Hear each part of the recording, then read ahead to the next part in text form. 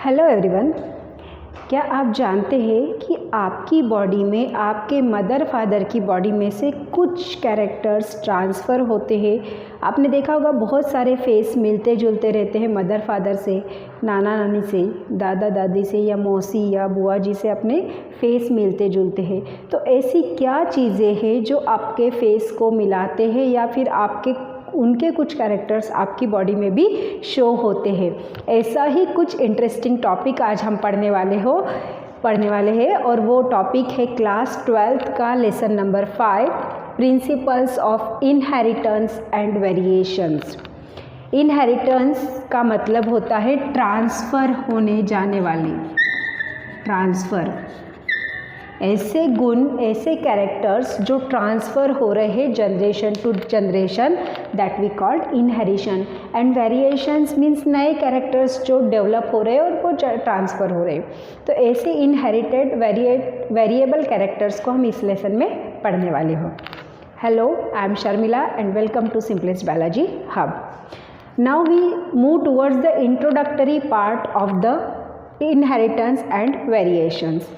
इसके लिए हमें कुछ टर्मिनोलॉजी समझना बहुत ज़रूरी है बेटा, क्योंकि ये लेसन बहुत इंपॉर्टेंट है, इसका वेटेज भी ज़्यादा है बोर्ड एग्जामिनेशन के पॉइंट ऑफ व्यू से अगर हम देखेंगे तो। एंड नीट के ऊपर भी बहुत सारे क्वेश्चन इस लेसन से अराइज होते हैं, तो दोनों के लिए बहुत ज़्यादा इंपॉर्टेंट लेसन है। ये लेसन है हमारा जेनेटिक्स का। जेनेटिक्स वैसे ही आपका इंटरेस्टिंग टॉपिक है, तो जेनेटिक्स को पढ़ने से पहले या इस लेसन के अंदर जाने से पहले हमें कुछ टर्मिनोलॉजी समझनी होगी जो इस लेसन से टॉपिक से रिलेटेड है एंड बहुत ज़्यादा इम्पॉर्टेंट है। फर्स्टली, जेनेटिक्स किसने डिस्कवर किया और what we call the genetics? The branch of science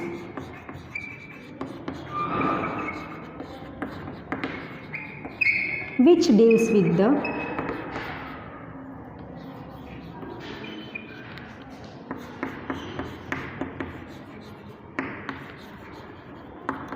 study of genes. The branch of the science which deals with the study of the genes, that branch we call genetics. अब gene क्या होते हैं? Gene ये हमारी body में located कुछ material से, कुछ फैक्टर से जो हमारी बॉडी से कैरेक्टर्स को आगे वाली जनरेशन में ट्रांसमिट करते हैं, या फिर हमारी जो पीछे वाली जनरेशन से हमारे जो मदर फादर थे उनकी बॉडी में से हमारी बॉडी में ट्रांसमिट हो रही है। तो ऐसे फैक्टर्स है जो हमारी बॉडी में प्रेजेंट है। तो सबसे पहले जीन का जो कंसेप्ट है या फिर ऐसे फैक्टर्स का जो कंसेप्ट है जो इनहेरिटेड रहते हैं, उस फैक्टर का कंसेप्ट रखा था George Mendel.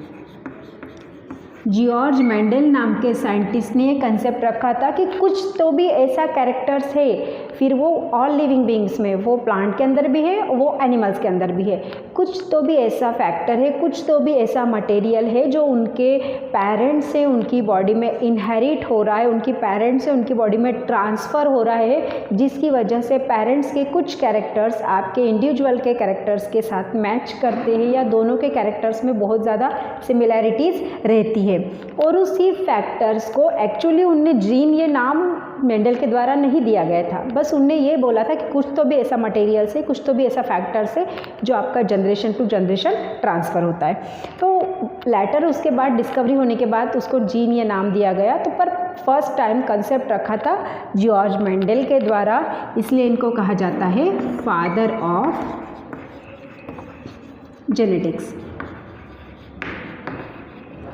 Father of genetics. Most important question, MCQ pattern question arises from here. यहाँ से पूछा जाता है who was the father of genetics. तो हमें यहाँ पे याद रखना है ना, मेंडल। ओके, बॉर्न कब हुए थे मेंडल? मेंडल बॉर्न हुए थे 22 जुलाई 1822। 1822 में बॉर्न हुए थे एंड उनकी डेथ हुई थी 1884 में।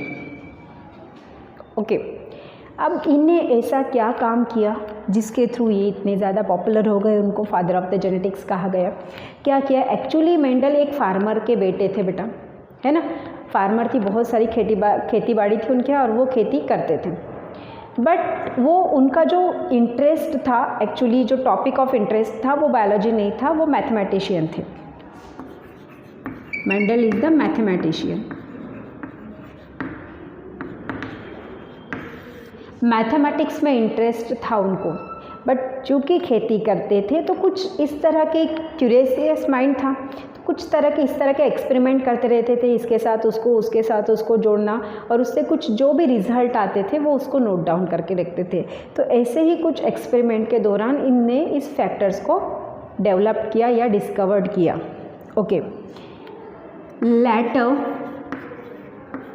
His death after 16 years. Mendel's की डेथ के बाद 16 साल बाद, later his death after 16 years, तीन जो साइंटिस्ट थे, इन्हीं ने, तीनों साइंटिस्ट ने मेंडल ने जो वर्क किया था उसी वर्क को फ्री वर्क किया, उसी के ऊपर फिर से स्टडी की। कौन से साइंटिस्ट थे वो थे आपके वैन, एक बार नाम चेक कर लो, yes, Hugo Davis,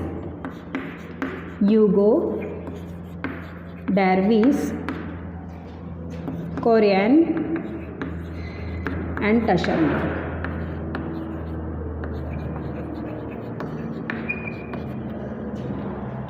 Hugo de Vries, Correns and Tschermak, इनने मेंडल्स के डेथ के 16 साल बाद जो फैक्टर्स के ऊपर, जो मटेरियल के ऊपर मेंडल ने वर्क किया था उसी चीज़ के ऊपर इनने भी वर्क किया।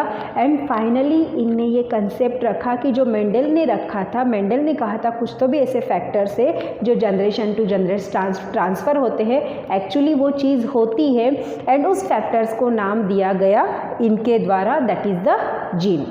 तो जीन है हमारी बॉडी में कहाँ लोकेटेड है? इनसाइड द सेल के अंदर लोकेटेड है, जो ट्रांसफ़र हो रहे हैं जनरेशन टू जनरेशन। तो कौन सी ऐसी टर्मिनोलॉजी है जो हमें बहुत ही ज़्यादा इम्पॉर्टेंट है इस लेसन को समझने के लिए, वो हम देखेंगे अभी। फर्स्ट टर्मिनोलॉजी हम जीन से रिलेटेड देखते हैं बेटा। जीन क्या है फिर? ओके, जीन को डिस्कवर्ड कर दिया इनने। Gene is a functional unit of heredity। Heredity का फंक्शनल यूनिट है, मीन्स आपका actual process of transferring of the characters is takes place by the genes. Okay, दूसरी terminology related to allele. Allele is the notification of gene.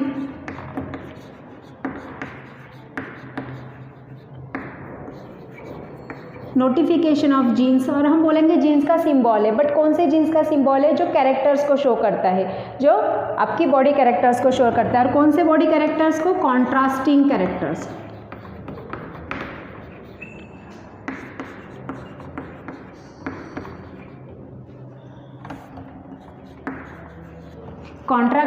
Contrasting जो body characters है उसको अगर कोई show कर रहा है, दैट वी कॉल्ड अलील। तो कॉन्ट्रास्टिंग बॉडी कैरेक्टर्स क्या होते हैं? एक्चुअली मैं एक बॉडी कैरेक्टर्स यहाँ पे ले रही हूँ, सपोज हाइट है हमारा बॉडी कैरेक्टर से, सॉरी, अगर अब मुझे किसी बंदे की हाइट बताना है तो मैं दो पॉसिबिलिटी हो सकती है, या तो उसकी हाइट छोटी होगी या तो उसकी हाइट बड़ी होगी। तो क्या होगी? दो पॉसिबिलिटी, एक पॉसिबिलिटी होगी टॉल और दूसरी पॉसिबिलिटी होगी डॉर्फ। अब मुझे ये दोनों चीज़ें दिखाने कॉन्ट्रास्टिंग कैरेक्टर से, tall and dwarf opposite character से, बट एक ही चीज़ के, किसके? हाइट के। तो इसको रिप्रेजेंट कर रहे हैं अलील के द्वारा। तो इसको शो किया जाता है टॉल को कैपिटल टी से और डॉर्फ को स्मॉल टी से। हमने इस तरह से इसको रिप्रेजेंट किया। अगर दोनों कैरेक्टर्स टॉल होंगे तो हम इसको इस तरह से रिप्रेजेंट करेंगे, और दोनों कैरेक्टर्स डॉर्फ होंगे तो हम उसको इससे रिप्रेजेंट करेंगे। दोनों कैरेक्टर्स कहाँ से आएगा? एक कैरेक्टर्स मदर की बॉडी से आएगा, एक कैरेक्टर्स फादर की बॉडी से आएगा। दोनों के तो कैरेक्टर्स मिलेंगे ना हमारी बॉडी में, तो कौन से कैरेक्टर्स मिल रहे हैं? इसको कहा जाता है अलील। ओके, नेक्स्ट है genotype. Genotype we called genetic makeup. अब चेहरे का मेकअप सुना था, बॉडी का मेकअप सुना था। जेनेटिक मेकअप क्या होता है, हमारी बॉडी में जीन से जो कैरेक्टर्स को ट्रांसफ़र कर रहे हैं और ये जीन्स की जो अरेंजमेंट है, इनका जो मेकअप है, that arrangement we called the genetic makeup. आपके जो न्यूक्लियस के अंदर क्रोमोजोम है, क्रोमोजोम के ऊपर जीन का जो लोकेशन है, that we called the genetic makeup. किस डायरेक्शन से, किस लोकेशन से वो आपके अरेंज्ड है। दूसरा है phenotype. Phenotype is the physical appearance.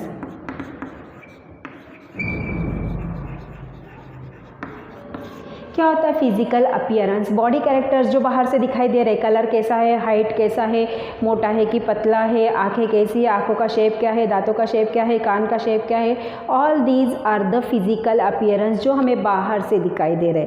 तो जो बाहर से दिखाई दे रहे हैं, that characters we also called the physical appearance, और वो आपका काउंट किया जाता है इन केस ऑफ जेनेटिक्स, उसे हम बोलते हैं फिनोटाइप। नेक्स्ट आता है होमोजाइगस। अगर आपका जेनेटिक मेकअप और जीनोटाइप एक जैसा हो, एक जैसे कैरेक्टर्स को शो करता है, तो that characters we called homozygous characters. जैसे टॉल, ये जो कैरेक्टर्स है दैट वी कॉल्ड होमोजाइगस। तो ये किससे रिप्रेजेंट करेंगे हम? कैपिटल टी से रिप्रेजेंट करेंगे। दूसरा है हेटेरोजाइगस। ऑब्वियसली होमोजाइगस के अपोजिट होगा। हेटेरोजाइगस मीन्स आपके दो अपोजिट कैरेक्टर्स। तो दो अपोजिट क्या होगा? एक तो टॉल होगा और एक तो डॉर्फ होगा। यहाँ पे मैं सिर्फ हाइट की बात कर रही हूँ बेटा ना, हाइट की बात कर रही हूँ, इसलिए एग्जाम्पल भी वही ले रही हूँ। तो ये जो कंडीशन कहलाएगी, ये कहलाएगी हेटेरोजाइगस कंडीशन। वो जो अलील कहलाएगा heterozygous allele, homozygous allele, heterozygous characteristics, homozygous characteristics, ऐसा हम उसको बोल सकते हैं। देन आपका है क्रॉस। क्रॉस क्या होता है? जब आपके ऐसे कैरेक्टर्स की क्रॉसिंग की जाती है, इनका आपकी कॉपुलेशन किया जाता है, we called it copulation, we called it mating, इसे कहा जाता है क्रॉस। And feeling. ये क्या होता है? ये होती है F1 एंड F2 जनरेशन। ये क्या होता है? दो पेरेंट्स की मैंने क्रॉसिंग कर दी, मदर फादर, दो पेरेंट्स से, एक फीमेल कैरेक्टर से, एक मेल कैरेक्टर से, दोनों की क्रॉसिंग करनी, दोनों की ब्रीडिंग कर दी। इसको ब्रीडिंग भी कहा जाता है ना बेटा, क्रॉस को ब्रीडिंग भी कहा जाता है। ओके, दोनों की ब्रीडिंग कर दी, तो उनके बाद जो पहला इंडिविजुअल उनका डेवलप हो जाएगा, that we called the F1 generation. And second time breeding करने के बाद जो सेकंड इंडिविजुअल होगा वो आपका F2 जनरेशन, या आगे जो आपका लेसन में बेटा उसमें एक्सप्लेन किया जाएगा। बट इतना याद रखना है कि हम उसे F1 एंड F2 जनरेशन कहते हैं। देन क्या है हमारा प्योर लाइन। अगर क्रॉसिंग के बाद F1 जनरेशन में हमें प्योर कैरेक्टर्स मिल गए, कब तक मिले? ये 5 जनरेशन तक। अगर मैंने टॉल हाइट की क्रॉसिंग करी और टॉल मिल गए, मुझे 5 जनरेशन तक टॉल ये इंडिविजुअल मिल रहे, तो वो जो लाइन कहलाएगी, वो लाइन कहलाएगी आपकी प्योर लाइन। नेक्स्ट है पनेट स्क्वायर, पर मुझे मिटाना पड़ेगा बेटा, यहाँ पे नहीं आ पाएगा नीचे इतना। ओके, कुछ पार्ट हम मिटा देते हैं यहाँ पे। नेक्स्ट है हमारा पनेट स्क्वायर, इसी को हम बोलेंगे चेकर बोर्ड। ये बनाया जाता है एक्चुअली। अब सपोज ये मैंने इसे टैबुलर पैटर्न में मुझे कुछ लिखना है। क्या लिखना है मुझे टैबुलर पैटर्न में? यहाँ पे मैं लिखूँगी मेल, यहाँ पे लिखूँगी फीमेल। अब फीमेल और मेल का मैंने एक कैरेक्टर्स लिया, हाइट का कैरेक्टर्स लिया। तो मेल कैसा है? मेल के पास दोनों हाइट के कैरेक्टर टॉल है, और फीमेल के पास दोनों हाइट के कैरेक्टर डॉर्फ है। तो वो दोनों की कॉम्बिनेशन करेंगे, tall dwarf, sorry T T T T T T T T. ये जो क्रॉसिंग मैंने टैबुलर पैटर्न में लिखी, क्रॉसिंग को मैंने टैबुलर पैटर्न में लिखा, that tabular pattern we called the Punnett square and checkerboard. यहाँ पे जितने भी हमारे एग्जाम्पल्स आएंगे इस लेसन में, वो हमें इस पनेट स्क्वायर से और चेकर बोर्ड से सॉल्व करने हैं। देन नेक्स्ट क्या है हमारा मोनोहाइब्रिड क्रॉस।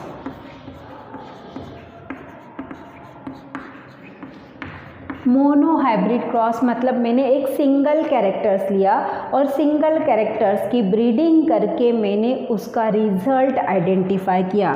अब मैंने यहाँ पे सिंगल कैरेक्टर क्या लिया, हाइट कैसी है, हाइट दो तरह की है, या तो टॉल है या तो डॉर्फ है। इन दोनों के बीच में मैंने जो क्रॉसिंग की टॉल के बीच में या टॉल डॉर्फ के बीच में, that cross we called the monohybrid cross. इसको मैंने यहाँ पे पनेट स्क्वायर में डाल दिया। ये मैंने मोनोहाइब्रिड का ही किया यहाँ पे। पनेट स्क्वायर में डालने के बाद मुझे ये जो मिले ना, ये मुझे रिजल्ट मिले। तो ये जो रिजल्ट मिलेंगे, these are the result of the monohybrid cross, है ना। तो मैंने क्या किया बेटा, एक ही कैरेक्टर्स को लिया, एक ही कैरेक्टर्स को रिप्रेजेंट किया, तो वो कहलाता है मोनोहाइब्रिड क्रॉस। नेक्स्ट है आपका डाई हाइब्रिड क्रॉस। अब इन्हें एक की जगह दो कैरेक्टर्स ले लिए।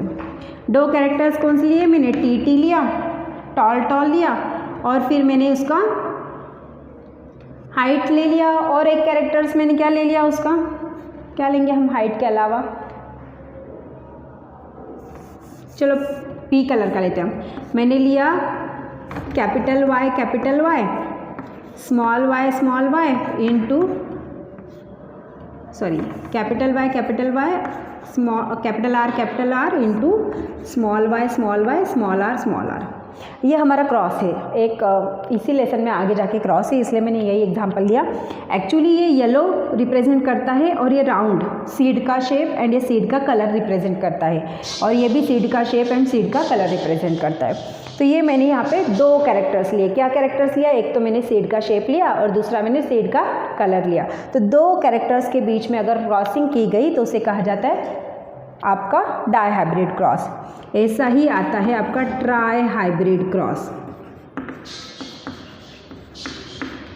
ट्राई हाइब्रिड क्रॉस में मैंने क्या कर दिया, तीन कैरेक्टर्स को ले लिया। अब तीन कैरेक्टर्स को ले लिया तो क्या होगा आपका टी पी आर ये लिया मैंने एक सपोज, और मैंने लिया टी पी आर। ये कहाँ है, इसका भी एक एग्जांपल दिया आपके इसमें स्किन कलर। तो हमारा स्किन कलर रहता है ना बेटा, आपका जनरली सांवला कलर है, आपका गोरा कलर है, आपका बहुत डार्क कलर है। तो ये हमारे तीन जीन रिप्रेजेंट करते हैं एक्चुअली इस कैरेक्टर्स को। तो ये कहलाता है आपका ट्राई हाइब्रिड क्रॉस। ऐसे monohybrid, dry hybrid and try hybrid cross भी हमें इस लेसन में आगे देखने हैं। These are the some important terminology related to this lesson। हमें अगर लेसन को अच्छे से अंडरस्टैंड करना है तो हमें इन प्राइमरी टर्मिनोलॉजी का नॉलेज होना बहुत ज़रूरी है। अगर हमें ये समझ में आते, क्योंकि आगे जाके लेसन में आपको पूरा यही सीखना है बेटा, होमोजाइगस क्या है, एक हेटेरोजाइगस कंडीशन है, ये अलील है, वो अलील है। पर उस समय अगर हम जाएंगे और ये वाला वीडियो देख के न जाएंगे या इस टर्मिनोलॉजी को न समझते हुए हम आगे बढ़ेंगे तो वहाँ पर बहुत ज़्यादा कन्फ्यूजियस होने की पॉसिबिलिटी है। क्योंकि जेनेटिक्स जितना इजी है उतना कन्फ्यूजन भी क्रिएट करता है अगर कंसेप्ट क्लियर नहीं हुआ तो, और बहुत ही ज़्यादा इंटरेस्टिंग भी है। तो this is the primary terminology related to this lesson. अब हम फिर से मेंडल के ऊपर आ जाते हैं। Okay, Mendel is a father of genetics. तो क्या हुआ, मेंडल्स के वर्क को बहुत सारे साइंटिस्ट ने रिजेक्ट किया। क्यों रिजेक्ट किया, उनको रीज़न क्या था रिजेक्ट करने का? पहला तो ये रीज़न था कि मेंडल्स ने जो भी वर्क किया उसका डाटा एनालिसिस उनने बहुत अच्छे से लिख के रखा है, बट उसका कोई पब्लिशिंग मीडियम उस समय नहीं था। 1822 की बात, जब उनका जन्म हुआ उसके बाद सपोज़ 20-25 साल के थे जब उन्होंने ये रिसर्च किया होगा, तो 1800 आपके 50 सालों के आसपास भी अगर हम बात करते तो उस समय इतने पब्लिशिंग मीडिया नहीं था। तो उनने जो भी वर्क किया उसको पब्लिश नहीं किया, तो ये तो किसी को पता ही नहीं। कुछ आधे अधूरे लोगों को पता होगा कि मेंडल ने फैक्टर्स के ऊपर वर्क किया, एंड उनने उस फैक्टर्स को प्रॉपर नाम नहीं दिया था। उनने कहा था कुछ तो भी ऐसा मटेरियल है जो नेक्स्ट वाली जनरेशन में ट्रांसफ़र होता है, बट एक्चुअली वो मटेरियल क्या है ये मेंडल्स के द्वारा एक्सप्लेन नहीं किया गया था। एंड नेक्स्ट ये चीज़ थी कि मेंडल मैथमेटिशियन था, तो जो बायोलॉजिस्ट थे वो मैथमेटिशियन के वर्क को इतना ज़्यादा कंसिडर नहीं कर रहे थे, कि वो भी सोच रहे थे ये तो मैथमेटिशियन है, इसके द्वारा दिए गए जो प्रेडिक्शन है या इसके द्वारा दिए गए जो भी आपके वैल्यूज़ है वो इतना करेक्ट नहीं हो सकती। तो ये कुछ रीज़न थे जिसकी वजह से मेंडल्स के वर्क को दबाया गया। बट 16 साल बाद जब 3 साइंटिस्ट ने उसी वर्क को फिर से रीजनरेट किया या उसी चीज़ के ऊपर फिर से वर्क किया, तो उनको ये चीज़ें समझ में आ गई कि मेंडल ने जो कंसेप्ट रखा था वो काफ़ी प्रॉपर कंसेप्ट था। तो उन्हें पहले तो उनकी खेती थी हमने देख लिया, बट उनने किस प्लांट के ऊपर अपना वर्क किया, इसके ऊपर भी क्वेश्चन पूछा जाता है ना। तो मेंडल्स ने वर्क किया वर्क ऑन पाइजम सटाइवम। क्या है भाई पाइजम सटाइवम? पाइजम सटाइवम है हमारा पी प्लांट, स्वीट पी, मटर का दाना, मटर की खेती की उन्हें, और उसके द्वारा आपके जो जीन का कंसेप्ट है वो रखा। कैसे रखा? तो उनके जो एक्सपेरिमेंट किया था उन्हें, उस एक्सपेरिमेंट का सक्सेस किसकी वजह से था? क्या ऐसे कैरेक्टर्स थे जो इनका एक्सपेरिमेंट सक्सेसफुल रहा? तो वो कैरेक्टर्स देखेंगे हम, कैरेक्टर्स ऑफ सक्सेस। मेंडल्स की कैरेक्टर्स क्या थी? पहले तो उनने पी प्लांट के ऊपर वर्क किया, हम बोलेंगे वर्क ऑन पी प्लांट। क्या था वो इजी टू हैंडल था। क्यों इजी टू हैंडल है? क्योंकि श्रब है, बहुत बड़ा पेड़ नहीं होता है ना, और हर्ब भी नहीं कि नाजुक है आपका हैंडल करने के लिए, श्रब है तो हम इसको इजीली हैंडल कर सकते हैं। दूसरा था life span is only 3 to 4 months, 3 से 4 महीने का, कई कंडीशन में तो 2 से 3 ही महीने आता है का, इतना छोटा सा लाइफ स्पैन है। तो 1 साल के अंदर हम 3-4 जनरेशन को ऑब्जर्व कर सकते हैं बेटा, है ना। छोटा सा लाइफ स्पैन है तो 1 साल के अंदर हम 3-4 जनरेशन को ऑब्जर्व कर सकते हैं। 3-4 जनरेशन का डाटा उसको 1 साल के अंदर ही मिल जाएगा। ये एक पॉजिटिव था उस चीज़ के अंदर। नेक्स्ट था ईजी टू हैंडल, छोटा सा पौधा था, श्रब था, तो हैंडलिंग करने के लिए भी इजी था। चीप इन कॉस्ट, इसकी खेती करने के लिए बहुत ज़्यादा पैसा इन्वेस्ट नहीं करना पड़ता था, कम से कम पैसे के अंदर भी वो आपका इन्वेस्टमेंट के अंदर ही उसने ये सब रिजल्ट आपके दिए थे। 7 नंबर ऑफ कॉन्ट्रास्टिंग कैरेक्टर्स। एक और मेन इम्पॉर्टेंट पॉइंट ये था कि जो पी प्लांट है, पी प्लांट में कॉन्ट्रास्टिंग कैरेक्टर की सिर्फ 7 ही पेयर थी, क्योंकि नंबर ऑफ क्रोमोसोम कम थे। अब नंबर ऑफ क्रोमोसोम कम थे तो नंबर ऑफ जीन कम थे, और नंबर ऑफ जीन कम थे तो कम से कम जीनों की अगर हम स्टडी करते, जीन्स की अगर हम स्टडी करते तो वो ईजी हो जाता है ना। तो 7 पेयर ऑफ कॉन्ट्रास्टिंग कैरेक्टर्स ही थे उनके पास। और एक क्या था उनके, वो जो पी प्लांट है इसमें पॉसिबिलिटी क्या थी? इसमें पॉसिबिलिटी ऑफ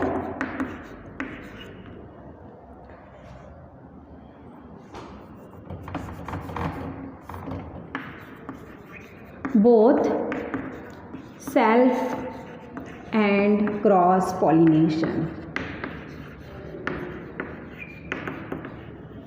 दोनों पॉसिबिलिटी पॉसिबल है। सेल्फ पॉलिनेशन भी कर सकते थे, क्रॉस पॉलिनेशन भी कर सकते थे। मींस आपके यहाँ पे वेरिएशन को मैं बहुत इजीली आइडेंटिफाई कर सकते, वेरिएशन को वो भी इजीली वहाँ पे नोटिफाई कर सकते थे। ये चीज़ें कुछ थी जो आपकी मेंडल्स के जो कैरेक्टर्स थे, या मेंडल्स ने जो पी प्लांट लिया था उसके जो एक्सपेरिमेंट किए थे, उस एक्सपेरिमेंट को सक्सेसफुल बनाने के लिए हेल्पफुल कैरेक्टरिस्टिक्स थे। तो इसमें 7 कौन से कैरेक्टर्स हैं? और हाँ, 2 कैरेक्टर्स और भूल गई मैं। एक चीज़ ये थी कि नो सीड डॉर्मेंसी,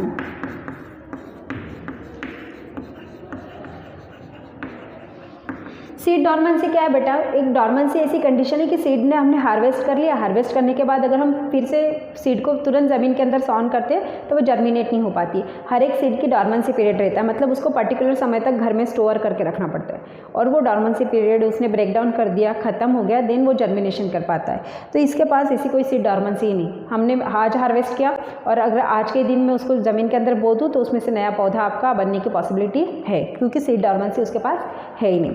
तो ये भी एक गुड कैरेक्टरिस्टिक्स था जिसकी वजह से उसको फटाफट रिजल्ट मिलते गए, क्योंकि उसको सीड डॉर्मेंसी के लिए अगर वेट करता तो एक साल में 3-4 जनरेशन को वो यहाँ पे नोटिफाई नहीं कर पाता, उसको एक्सपेरिमेंट ही नहीं कर पाता, इतने सारे रिजल्ट उसको फटाफट नहीं मिल पाते।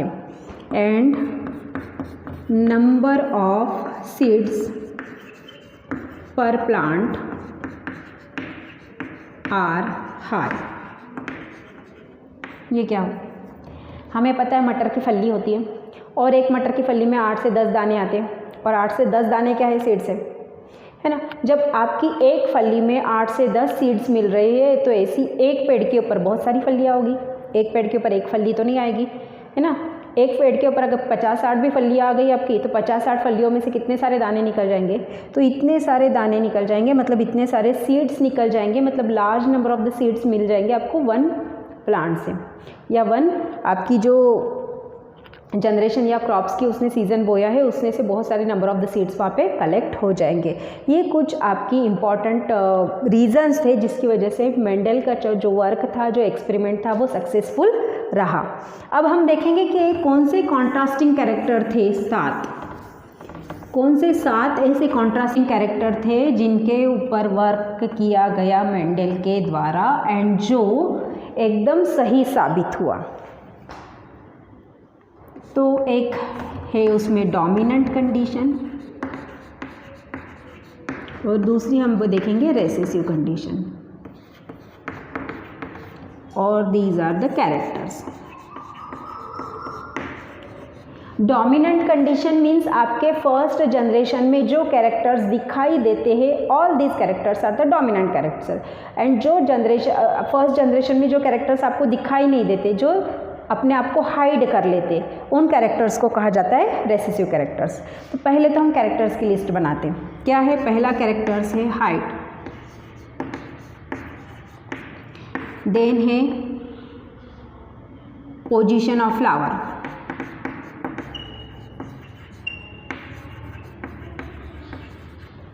थर्ड है सीड शेप, देन है seed colour, flower colour, pod shape and pod colour. हो गए 7 कैरेक्टर्स। अब इसमें डोमिनेंट रेसेसिव क्या मिला हमें? हाइट है तो 2 पॉसिबिलिटी है, क्या होगी?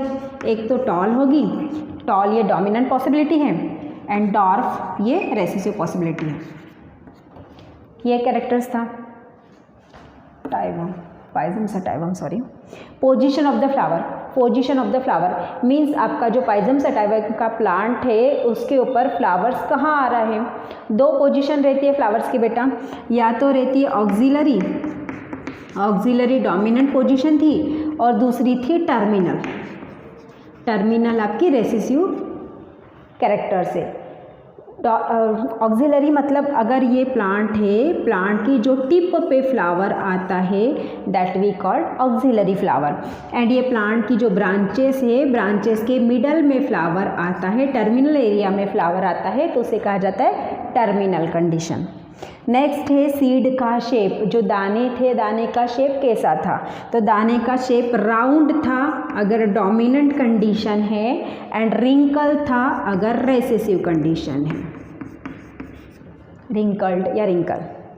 सीड का कलर, येलो कलर की जो सीड थी वो डोमिनेंट थी, ग्रीन कलर की जो सीड थी वो डोमिनेंट थी, एंड येलो कलर की जो सीड थी वो रेसेसिव थी।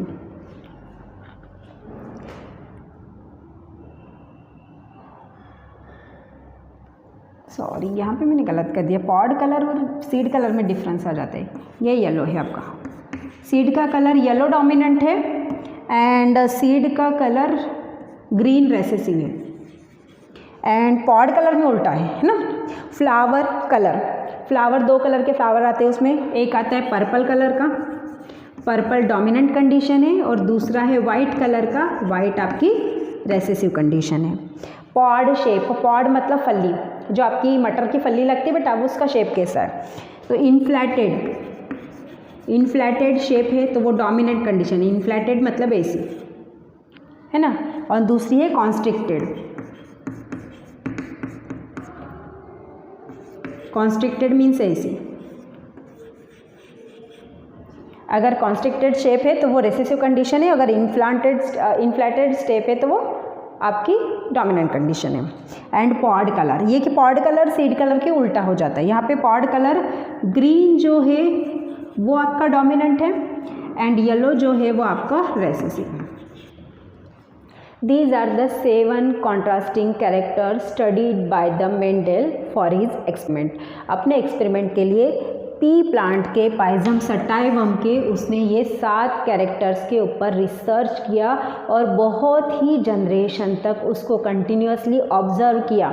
और सिर्फ ऑब्ज़र्व ही नहीं किया, जितनी भी डाटा उसने ऑब्ज़र्व किया उस पूरा डाटा को उसने हैंड रिटन फॉर्म में रखा, जिसकी वजह से उसको जो रिज़ल्ट मिले वो इस रिज़ल्ट को वो कंपेयर कर सकता था कि मेरा फर्स्ट जनरेशन में मुझे क्या रिज़ल्ट मिला, मुझे सेकंड जनरेशन में क्या रिज़ल्ट मिला, मुझे थर्ड जनरेशन में क्या रिज़ल्ट मिला।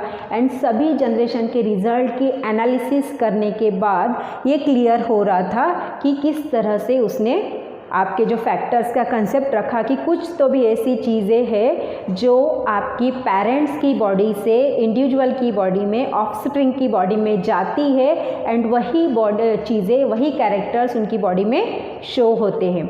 ऐसा ही कैरेक्टर्स मेंडल के द्वारा रखा गया था, पर उसने उसको क्या नाम दिया था, उसने उसको फैक्टर नाम दिया था। एंड बाद में जो 3 साइंटिस्ट ने उसके ऊपर वर्क किया था उसने उस फैक्टर्स को हटा के उसको जीन ये नाम दिया गया था। तो ऐसे कुछ रीज़न्स है जो मेंडल के स्टडी को, एक्सपेरिमेंट को सक्सेसफुल बनाते हैं, और कुछ रीज़न ऐसे भी है जो मेंडल के एक्सपेरिमेंट को डिनाई करते हैं या फिर उसका सक्सेसफुल न होने के कुछ रीज़न यहाँ पे बताते हैं। This is the introductory part of this lesson. ये इंट्रोडक्टरी पार्ट है बेटा, बट टर्मिनोलॉजी समझना बहुत ज़रूरी है, क्योंकि अगर हमें आगे लेसन पढ़ना है, आगे लेसन में अगर हमें टर्मिनोलॉजी क्लियर हो जाती है तो आगे लेसन के जो पार्ट है हमें बहुत अच्छे से क्लियर हो जाएंगे। आई होप आपको ये वाला टर्मिनोलॉजी वाला पार्ट बहुत अच्छे से क्लियर हो गया होगा। अगर नहीं हुआ तो इस वीडियो को एक बार फिर से देखिए, तो ये सब चीज़ें क्लियर हो जाएगी, तो आगे लेसन को समझने में बहुत ज़्यादा दिक्कत नहीं आएगी। और अगर आपको मेरे वीडियोज़ अच्छे लगते तो उसको लाइक एंड सब्सक्राइब करना ना भूलिए। Thank you.